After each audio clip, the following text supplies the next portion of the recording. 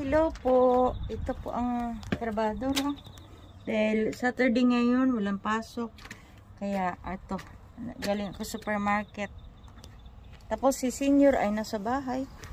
Bibili po ako ng sa vending machine ng itlog. Dali lang. Ayan po, bibili po ako ng ng itlog. Dito sa vending machine. Ano po ito? Twin egg. Dalawa ang laman daw. Tamago kamo. Tamago. Ibig sabihin, twin. Parang twin, dalawa ang laman po. Tapos yan. Ayan. Ilalagay ko po dyan ang coins. Ilalagay ko po dito. Yan po. Ang price mo.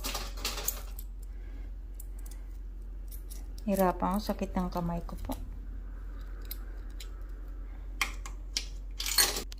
420 po ang price ng egg, isang balot.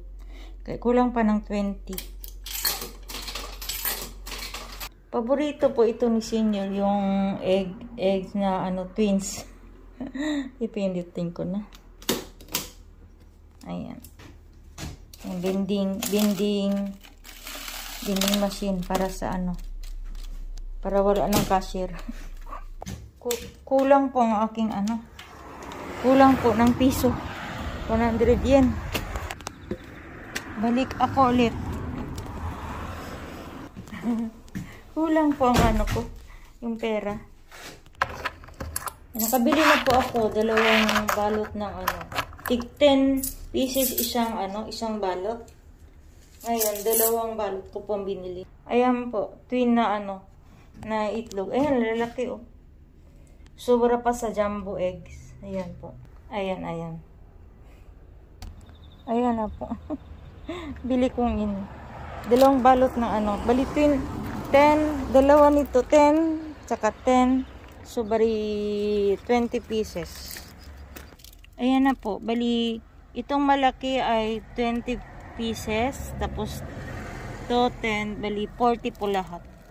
Balik na po ako sa bahay kasi naghihintay ang asawa ko. Nagugutom na raw siya.